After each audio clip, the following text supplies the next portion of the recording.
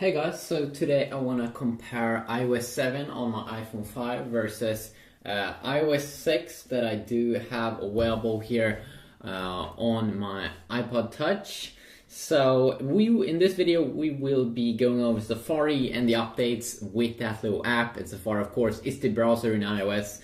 Apple's little browser. So let's check it out. Let's open it up over here and let's check out the UI, because it really have made some amazing UI updates in the new iOS 7. So the first thing we can see here in iOS 6, we could see here that it's a little bit more bulky. We have a separate area here for the search option, and then we do have another area here when you want to type in a web page. If we compare that against the new kind of cool UI that you do get inside of the Galaxy, the iPhone 5's iOS 7 update, you can see it's way more clean. They really brushed off a lot of the UI, and of course in iOS 7 they made it a little bit more slimmed down with more of a black and white theme. So you can just tap on this one and you still have the reload option. But I think this is a very good update, because this is what people want to see. They want to have a big bar there to see what website they're on, and many people probably reload their website sometimes, but you don't really need a separate bar here for a search. Search should already be integrated in this one, so when you search something, it will come up anyways. So if you continue on also here to check out the UI, especially at the bottom here, you can see that you still have the same kind of buttons, but they made it a little bit different. So forward and back keys, definitely a whole new UI there, not this blue kind of UI. So forward and back, pretty obvious. We have this button over here when we want to share. You can see here they kind of have the same options still, same kind of alternatives over there. You can go back to console, and then we do have, of course, the place here to check out our bookmarks. Still have that option available as well. You can see that I do have here now finally on the iPhone a private area. If you want to go fully private, then that of course is pretty nice. If you want to go search for porn or something, it's pretty nice. It's pretty simple to do. If you want to not save any browsing history, of course. And then of course we do have the tab system here that they also remade to an even better tab system. Now the tab system in iOS 6 wasn't bad at all. Really a good tab system here. And you can see here, you can just pop up a new page here on the side, and it will open it up. So very straightforward over there. On the in iOS 7 they have this little bit more of a like a cover flow effect. So you can just close it. You can't swipe it to remove, I'm pretty sure. Yes, you can actually. Oops. So it seems to be inspired a little bit by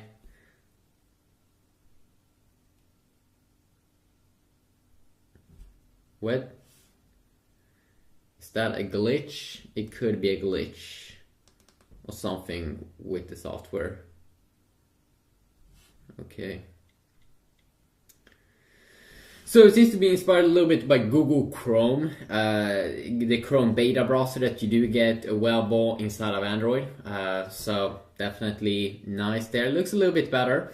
So if you take a look here also at the browser here, we can see here that I would say that probably white looks about the same here on both these two devices. Let's continue on here to go to the full page. You can see here that when we go up and down, see, maybe you can scroll down a little bit quicker here on the iPhone. I'm not kind of sure though. Let's go to the full site. You can see that the loading there, it fully goes up there, while it's just a small little bar there. Okay, there we go. So it loads up the full page here on both the devices. Now let's see here when we go in and out.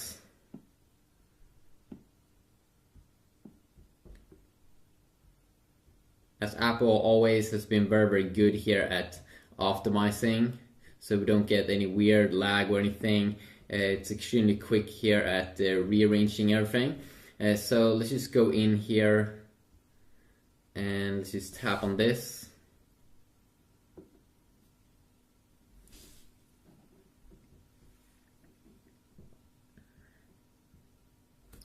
There we go. So it loads up very quick here on iOS 6, but of course that may be a little bit stable. iOS 7 right now may be a little bit unstable, of course, because it's the new stuff. You can see here little bit different colors here on the two guys, or it's actually the same guy. And in case you didn't know, so you can see here, double tap. And let's just try to go back.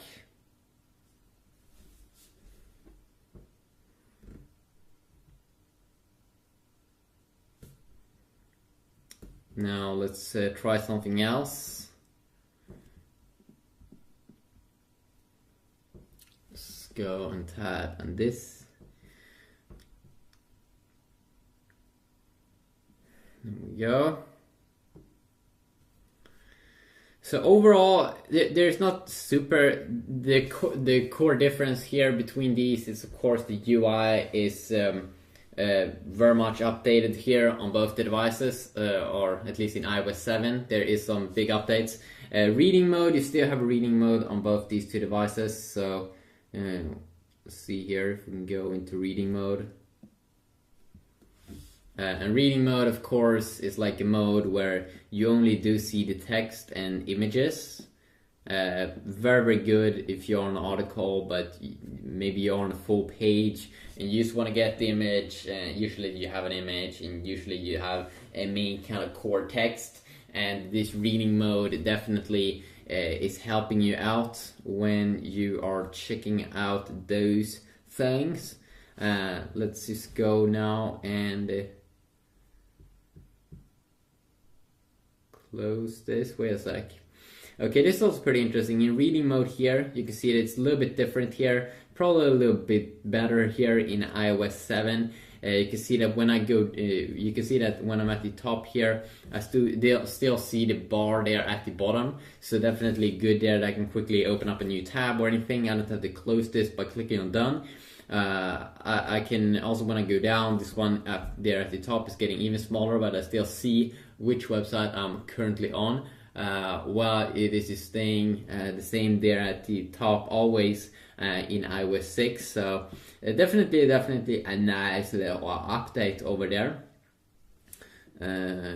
You do have an option here to change kind of the text size.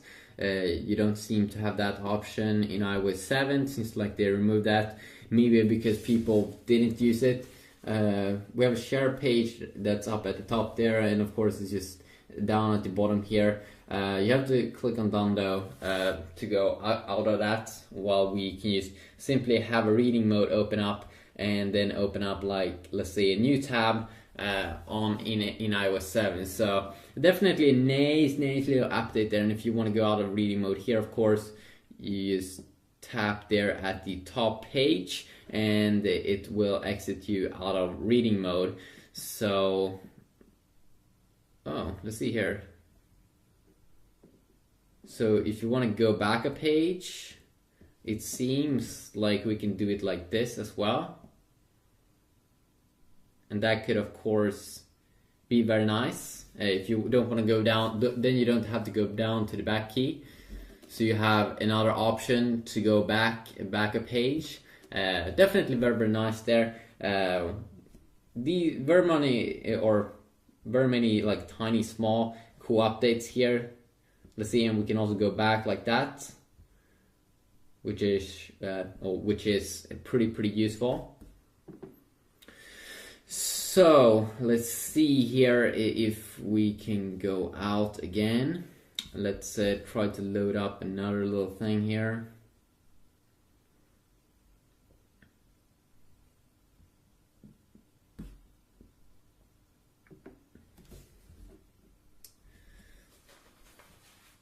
Here we go. So it is loading up all the things in here. Very small text.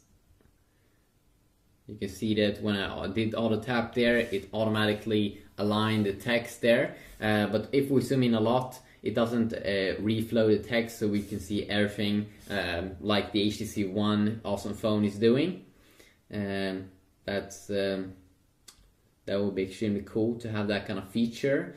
The App Store also might have another third-party browser if you want to check that out. So quickly look here comparing iOS 6 browser versus iOS 7. If you do want me to compare any more specific features with these two phones, please let me know about that and I will see what I can do. I mean, definitely you can see that there's a lot of updates here in terms of icons and also in terms of the UI, that every single internal app, like the music app, the phone app, the mail app, all of them have been updated. So there's a lot of updates coming up when you will get the new iOS 7 update. And I also heard like a rumor or something that all of the apps that has changed appearance here, that it could be something temporary that Apple did cook up just to have iOS 7 like ready to go a little bit for developers before WWDC. Hopefully you did enjoy this video. If you did, please leave a like and give some feedback down below, and hopefully I will see you all in the next video. Yeah, peace.